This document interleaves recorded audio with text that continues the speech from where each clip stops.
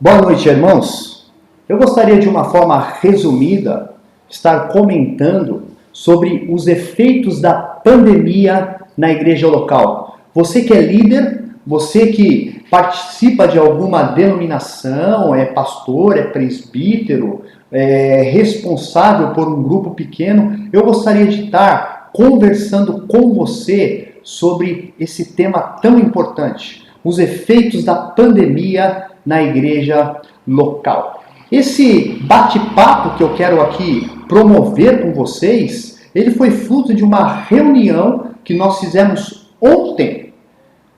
Foi se juntado então dois presbitérios, o Bragantino e o Presbitério Aliança, aqui da nossa região, e foi uma bênção. Aí cada irmão compartilhou como tem sido os trabalhos na sua igreja, quais são os desafios de pastorear em tempos de pandemia. E eu gostaria aqui de comentar, de estar falando um pouquinho do que nós aprendemos ontem. Além disso, também estou utilizando aqui algumas dicas de Martinho Lutero, o nosso grande reformador, junto ali com Zwinglio, João Calvino. Ele também enfrentou uma pandemia devastadora na sua época, talvez muito maior que a Covid-19, onde matou 700 milhões de pessoas. Dizem que a peste negra, a peste bubônica, assim como ela era conhecida, ela dizimou terça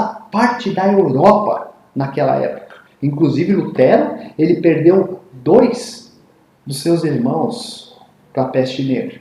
E também estou utilizando alguns materiais da internet em que eu achei muito interessante, eu gostaria de compartilhar rapidamente. Mas antes de falar desses bons conselhos, dessas dicas, eu gostaria de falar de algumas lições que a pandemia nos trouxe. A primeira dela é que nós descobrimos um grande aliado na propagação do evangelho ao nosso favor, que é a própria tecnologia.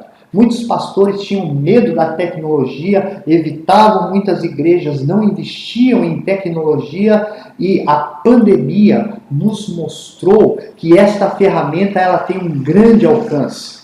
Eu nunca vi tanta live, tanto estudo online nesses últimos anos. As redes sociais, elas têm se tornado sim espaço de comunhão. Muitos têm até utilizado como gabinete pastoral para conselhos e outras demandas também. A tecnologia é uma grande aliada e a pandemia nos mostrou isso. Mas ela também desmascarou muitos falsos profetas, aqueles homens que prometiam cura, mais cura o tempo todo, dizendo que Deus está ali para curar a todos o tempo todo, e é isso que Deus promete. A pandemia desmascarou esses homens, mas ela também descentralizou os templos. Gente que achava que só havia culto e adoração para Deus dentro dos templos, que a igreja não sobrevive sem os templos. O culto a Deus continua. As pessoas aprenderam a adorar em espírito e em verdade, indiferente dos templos, a serem pastoreadas por líderes, indiferente dos templos. E por não termos templos e gastarmos tanta demanda, gastarmos tanta manutenção com os templos, sabe o que aconteceu? Muitas igrejas se voltaram aos necessitados. Eu nunca vi em toda a minha caminhada cristã a igreja se voltar tanto à ação social, cestas básicas, abrigos, roupas, cuidados, mas ela também desmascarou os religiosos. Quantas pessoas dentro da igreja que nós víamos como líder e nós falávamos assim: nossa, essas pessoas são uma bênção. E no fundo, elas não tinham mesmo vida com Deus. Elas só faziam um serviço religioso automático, sem conexão com esse Deus. E o que eu tenho ouvido de alguns líderes é o quão difícil é pastorear esse tipo de gente religiosa agora em tempo de pandemia. Essas pessoas sumiram, essas pessoas se viraram as costas e dificilmente você consegue sondar, pastorear o coração dessas pessoas. Mas uma outra lição, tremenda até, que a pandemia nos ensinou, a valorização do pastoreio familiar. Aquela figura do sacerdote, do homem que está pastoreando a sua família, que chama a sua família para ler a Bíblia juntamente com ele, ensina as Escrituras aos seus filhos. Isso é uma outra bênção que tem ocorrido em algumas casas, depois do efeito da pandemia. Agora, o lar é sim um local de culto. Mas uma outra lição que a pandemia nos trouxe foi o efeito quarentena e o seu isolamento. Muitas pessoas tinham suas vidas centradas em juntar dinheiro para viajar, para curtir shoppings, para curtir outras coisas, e a pandemia nos mostrou que a simplicidade, muitas vezes ela é necessária. Quantas crianças eu não tenho visto felizes porque na quarentena os seus pais ficaram em casa e lhe deram as devidas atenções. Quantas famílias não se reuniram, não oraram, não caminharam junto. A quarentena nos mostrou que nós não precisamos de shopping, nós não precisamos trabalhar dia e noite para ser feliz, que tudo que nós precisamos, nós temos em Cristo Jesus, segundo Efésios capítulo 1. O que nós temos a mais é bênção dele, mas tudo que nós precisamos nós temos em Cristo Jesus. A vida é muito mais simples do que nós pensamos ser. E uma outra lição é a reflexão da nossa vida breve, da nossa fragilidade.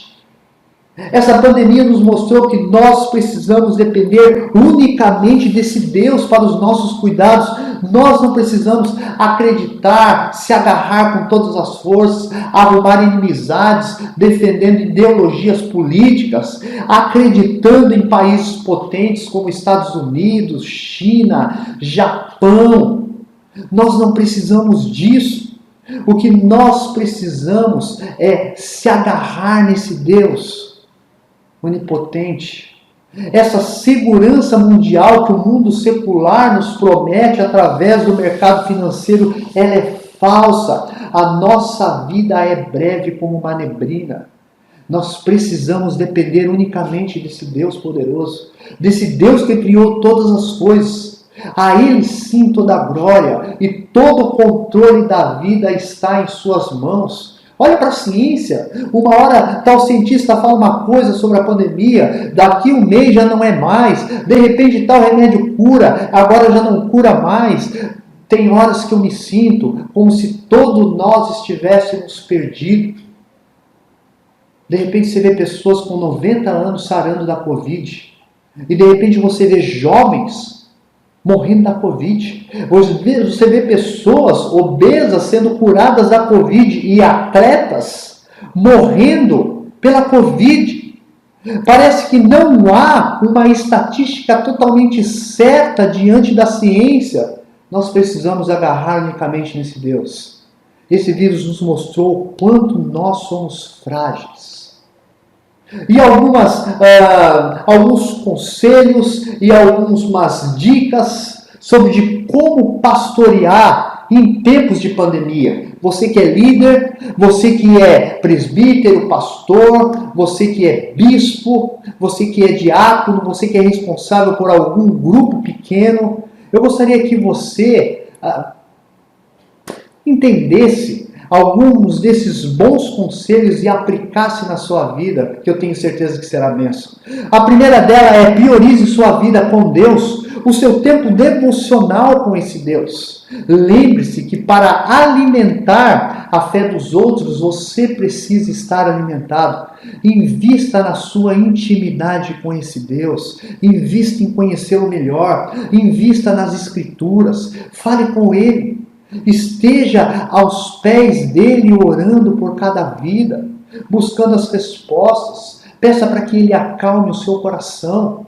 Pare de buscar metodologias. Hoje em dia é muito fácil alguém te convidar: vem aqui para a minha live, nós achamos os 10 passos de um bom pastoreio em época de pandemia, os 3 passos para ser bem sucedido. Pare de buscar metodologias. Invista no seu tempo diário com esse Deus Criador. Mas um outro bom conselho também, mantenha contato com todos da sua igreja, principalmente com aqueles da terceira idade, que têm talvez sofrido muito mais do que os demais. Organize listas de transmissão, até mesmo os da terceira idade, a maioria deles hoje sabem mexer no WhatsApp, eles sabem ali mexer, mandem mensagens, coloquem-os na lista de transmissão, mande devocional a eles, mandem mensagens, mas cite o nome deles.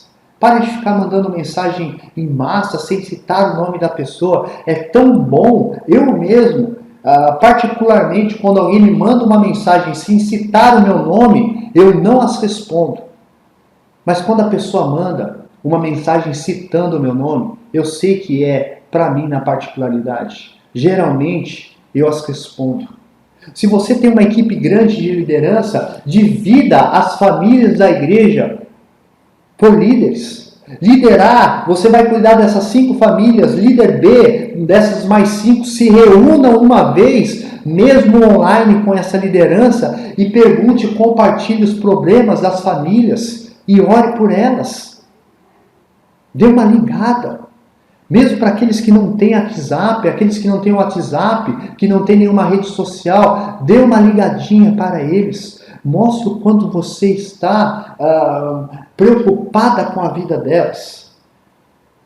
Mas uma outra dica também, um bom conselho, dê atenção especial aos irmãos da área da saúde.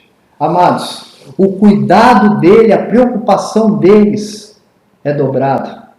A minha esposa é da área de saúde e tem dias que ela chega arrasada, com tanta correria, com tudo aquilo que ela tem visto, pessoas internadas, pessoas que são encaminhadas, fora o risco do contágio. Eles chegam sempre preocupados, o tempo todo preocupado. Mande notícias, mande mensagem a eles. Diga, olha, nós estamos orando por vocês. Deus vai fortalecê-los. Mande mensagens. Dê uma atenção especial a esses irmãos da área de saúde. Mas uma outra dica também, seja um líder convincente. Participe de uma liderança convincente, uma liderança que está totalmente convicta que esse Deus soberano está no controle de todas as coisas. Isso passa segurança aos membros da igreja. Mostre a eles que Deus não perdeu o fio da meada. Não fique com dúvida. Eu não sei o que a gente vai fazer. Não se mostre desanimado diante das lutas, diante das dificuldades.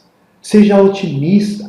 Mostre a eles que Deus está sim preocupado com eles, que Deus está sim no controle de todas as coisas.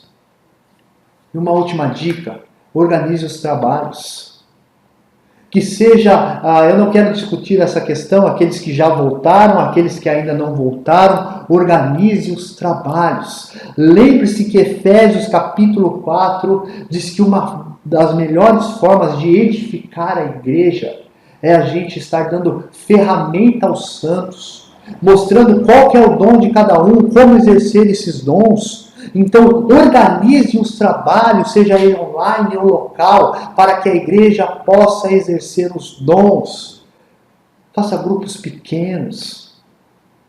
Mas faça grupo pequeno, onde o assunto seja várias pessoas falando nessa época de pandemia, que as pessoas estão isoladas, elas têm necessidade de falar. Não torne o assunto monólogo, apenas o palestrante falando, dê oportunidade a elas a falarem, a abrirem o coração. Invista em tecnologia no seu culto online. Ele precisa ser simples, mas ele precisa ser da melhor qualidade, porque é para um Deus soberano, porque é feito para um Deus todo gracioso.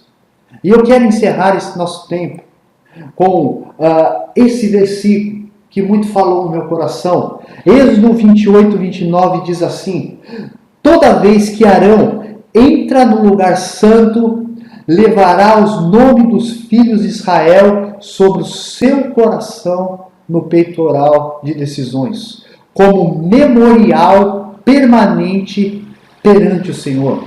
Observe o significado dos parâmetros sacerdotais daquela roupa. Os mesmos deveriam ser carregados no peito. Ele colocava no peito, através dos símbolos das pedras. Detalhe, por que ali no peito? Porque estava junto do seu coração a lembrança da presença das tribos de Israel. Era o que aquilo significava, aquelas pedras, de cada tribo. Quando ele entrava ali nos santos dos santos, ele então lembrava de cada tribo. E a pandemia nos ajuda a realizar esse exercício. Que cada pastor, que cada líder, que cada presbítero traga consigo o peitoral de Arão. E que o povo de Deus esteja sempre em seu coração quando comparecer na presença do Supremo Pastor para orar por elas. Meus irmãos, tenha uma ótima noite, um ótimo dia. Se você quiser, compartilhe aí outras dicas, outros bons conselhos também de como pastorear em tempos de pandemia.